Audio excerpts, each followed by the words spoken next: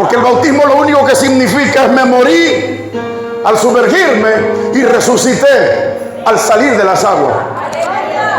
Y un día Juan estaba en las aguas y de repente Juan había anunciado tanto que el reino estaba entre los hombres, que un día llegó un tipo diferente. Y Juan se para y dice: he aquí del que yo hablaba, he aquí el que yo mencionaba, del que yo no soy digno de desatar el cordón de las sandalias de sus pies. Y dice Juan en el capítulo 1 del Evangelio de Juan, y yo no sabía quién era el Mesías, yo no lo conocía, pero una voz me dijo: cuando tú veas que el Espíritu Santo desciende en forma de paloma sobre él, ese es mi Hijo amado, sobre el cual tengo contentamiento. A partir de ahí, Juan ya no está diciendo el reino ha de venir, sino que el reino está entre nosotros. La palabra reino de Dios entre los hombres no tiene que ver con una falacia religiosa, ni con una falacia interpretativa, no. Cuando la Biblia habla de que el reino de Dios está entre nosotros, está hablando de la manifestación encarnada de un individuo llamado Yeshua Melech HaMashiach, a quien nosotros en Occidente le conocemos como Jesucristo, el Mesías Salvador, el cual se manifestó. Le da rabia, le da pique, le da cuerda al diablo cuando tanto poder se encarnó. Al diablo le molesta que Adán falló y que estaba sujeto a pecado llegó a la cruz con perfección. Cuando la Biblia dice que el reino de Dios vino a la tierra, está hablando de un caballero que se levantó, que a los 12 años de edad ya estaba en la sinagoga discutiendo con los sabios, diciéndole cómo eran las cosas. El que se le escapaba a su mamá y a su papá teniendo 12 años y estaba discutiendo con los que se creían sabios. El que después que cumplió los 30 se despegó de la familia y dijo: de ahora en adelante mi madre y mis hermanos son todos aquellos que hacen la voluntad del que me envió. Estamos hablando de un tipo que de repente le salía el leproso que nadie quería y él lo abrazaba y le decía: vete, tú estás limpio. Venía un ciego que decía: no veo desde nacimiento, y él le decía: toma, te pongo luego en los ojos, recibe la vista. Alabados a Dios. Una mujer con un cáncer vaginal de 12 años lo tocó por detrás en el borde de su manto y se sanó. Un individuo endemoniado se lo llevaron y él lo liberó.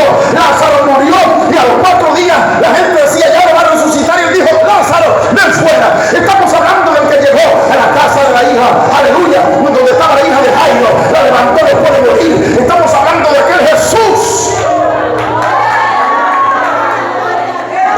Llevaban al hijo de la viuda de Naín sobre un féretro, en una caja, y de repente, ¿qué es lo que llevan ahí? A un muerto. Bájenlo, levántate. Y se lo entregó a su madre. Cuando hablamos de que el reino está entre nosotros, estamos hablando que el poder de Dios se evidenció, no solamente la autoridad, no solamente el fuego que cayó en el Sinaí, sino la pasión que caminó encarnada sobre la tierra. Cuando hablamos del reino de Dios, no estamos hablando de asuntos geográficos, tampoco estamos hablando de política, no estamos hablando de simples reglas sociales. Estamos hablando de algo que cumplió con todos los requisitos de las leyes universales y las leyes eternas. Por eso cuando lo presentaron frente a Pilato, Pilato dijo: es que yo no encuentro cómo juzgarlo. Su background no representa peligro para nuestras leyes. De hecho, cuando buscamos en la lupa, nuestros abogados dicen que él está limpio de culpa. ¿Aló?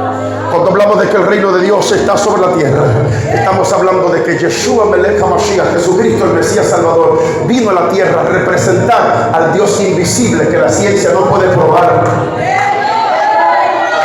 pero que a través de la manifestación del Mesías y todos sus hechos asombrosos en la antigüedad revelan su existencia. Es innegable. Dígale amén a eso. Y cuando hablamos de que el reino de Dios está en ti y está en mí, el salmista dice: el Señor estableció sobre los cielos su gobierno. Por eso en el principio, en Bereshit, en Génesis, dice que en el principio todo estaba sin orden. Y el Espíritu del Señor se movía sobre la faz de las aguas, hasta que el Dabar creativo comenzó a establecer. Se manifiesta la luz. Lo primero que Dios hace es revelar la luz, porque la luz saca todo lo que es oscuro, santo. Por eso la gente que anda en tinieblas le da vergüenza, miedo que lo alumbre. No me alumbre, que estoy desnudo, no me he preparado. Alábalo. El que anda en la luz siempre está preparado. Los que andan en oscuridad son los que andan tirados, como que no importa nada, pero los que andan en la luz siempre andan acicalados, aniquilados, brillosos, listos. Aló, sea la luz, ¡pum! Y fue la luz. Y esa palabra creativa, más luego, estableció un orden sobre la tierra impresionante, dándole carácter a todo, las grandes lumbreras, luna, sol, estrellas, alaba lo que vive. Luego vino la vegetación, separar las aguas de las aguas, los ríos, los mares, los peces, los animales, hasta que llega el hombre. Y es ahí donde el salmista dice: los cielos cuentan la gloria del Señor y el firmamento anuncia las obras de sus manos. Por eso aquí en el Salmo 103 dice: Él estableció sobre los cielos su trono y su reino domina sobre todos. Nada se esconde de su gobierno. O sea, su reino es eterno. Pero más que eterno, su reino es sempiterno. ¿Saben qué significa la palabra sempiterno?